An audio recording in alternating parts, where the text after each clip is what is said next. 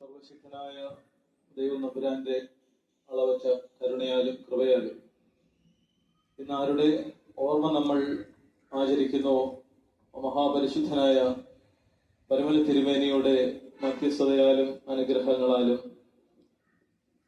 ആ പുണ്യവാളന്റെ 123ാമത് ഓർമ്മ പെരുന്നാൾ അനുഗ്രഹകരമായി പര്യവസാനിക്കുകയാണ് എന്ന് നമുക്കറിയാം.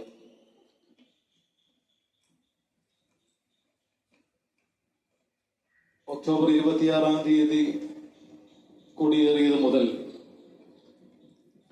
ഇന്ന് നവംബർ 3-ാം തീയതി പെരുന്നാളിൽ പ്രധാന ദിവസം വിശുദ്ധ കുർബാന അനുഭവിക്കുന്നത് വരെ എത്ര അധികം ആളുകൾ ഇവിടെ വന്ന് ഒഴുകി ഇറങ്ങി പോയിട്ടുണ്ടെന്നുള്ളത് നമുക്ക് എണ്ണി എടുക്കാൻ കഴിയാത്ത ഒരു യാഥാർത്ഥ്യമാണ്. നമുക്ക് എല്ലാവർക്കും അറിയാം. എന്താണ് ഇതിന് കാരണം എന്നുള്ള ഒരു അന്വേഷണം സ്വയമായിട്ടെങ്കിലും നടത്തണം എന്നെനിക്ക് തോന്നാറുണ്ട്. ഞാൻ ഈ അടുത്ത ദിവസം നമ്മുടെ പുന്നമൂട് പള്ളിയിൽ ചെന്നപ്പോൾ വന്ദനായ ജേക്കബ് ജോൺ അച്ഛൻ അദ്ദേഹത്തിന്റെ ഒരു സ്റ്റേറ്റ്മെന്റ്, അദ്ദേഹം കാഷ്വലായി പറഞ്ഞ ഒരു സ്റ്റേറ്റ്മെന്റ് ആണ്. അതെന്നെ ഇപ്പോഴും ഇങ്ങനെ ബോധർ ചെയ്യുന്നത്. മലങ്കര സഭയുടെ വിശുദ്ധിയുടെ തറവാടാണ് പരുമല പള്ളി എന്നുള്ളത്. അന്നത് അവിടെ വെച്ച് കേട്ട് എപ്പോഴും എന്നെ അതെന്നോട് തന്നെ ഓർമ്മപ്പെടുത്തുന്നുണ്ട്. വിശുദ്ധിയുടെ തറവാട് എന്ന് പറഞ്ഞാൽ തറവാട് മക്കൾക്ക് ആരുടെയും അനുവാദമില്ലാതെ കയറി ചെല്ലാവുന്ന ഒരിടമാണെന്ന് എനിക്ക് തോന്നുന്നു. നമ്മുടെ സ്വന്തം വീട്ടിൽ മാത്രമാണ് നമുക്ക് ആരുടെയും ക്ഷണമില്ലാതെ അനുവാദമില്ലാതെ കയറി ചെല്ലാൻ കഴിയുക. പരിമല പുണ്യവാളന്റെ കബറിടം അതുപോലൊരു സ്ഥലമാണ്.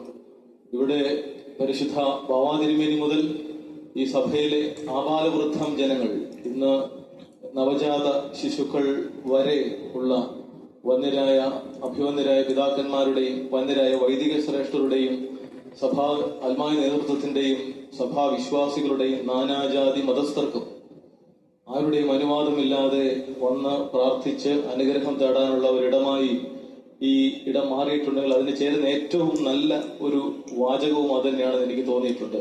വിശുദ്ധിയുടെ തറവാട്. കാരണം തറവാട്ടിലേക്കുള്ള ആ പുണ്യവാളിന്റെ വിശുദ്ധിയുടെ വെളിച്ചം പകർന്നു കിട്ടിയിട്ടുള്ളവരും ആ വിശുദ്ധിയുടെ വെളിച്ചം അന്വേഷിച്ചു വന്നിട്ടുള്ളവരുടേതുമായ തിക്കും തിരക്കുമാണ് നമ്മൾ ഈ ഒരാഴ്ചത്തോളം 8-10 ദിവസമായി ഇവിടെ കാണുന്നത്. ആ പെരുന്നാളിൽ വന്ന് സംബന്ധിച്ച എല്ലാവർക്കും വരാൻ കഴിയാതെ ലോകത്തിന്റെ വിവിധയിടങ്ങളിൽ ഇരുന്നുകൊണ്ട് ലക്ഷക്കണക്കിന് ആളുകൾ ഈ പുണ്യവാളന്റെ മധ്യസ്ഥയിൽ അഭയം തേടി ഇവിടെ ഈ പ്രാർത്ഥന നിർഭരരായി ഇതിൽ സംബന്ധിക്കുന്നു. എല്ലാവർക്കും പരിശുദ്ധനായ പരിമല തിരുമേനിയുടെ മധ്യസ്ഥതയും അനുഗ്രഹവും ഉണ്ടാകട്ടെ എന്ന് ആത്മാർത്ഥമായി